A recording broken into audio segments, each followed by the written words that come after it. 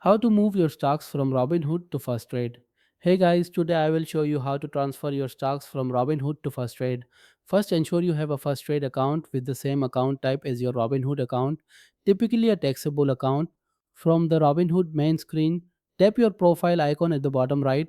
Navigate through the menu options to find Transfer to Firstrade. This option makes the process remarkably simple. Select Transfer My Account to initiate a full account transfer. First rate covers up to $200 in transfer fees, which conveniently offsets Robinhood's $75 outgoing transfer fee. You need to provide your Robinhood account number and account name for verification. After previewing the transfer details, complete the remaining steps to submit your request. The transfer process typically takes several business days to complete. During this time, avoid making trades on either platform to prevent complications. I've created additional content covering transfers to other brokerages that I'll link below. This seamless transfer option makes switching platforms much less daunting than selling and repurchasing your positions.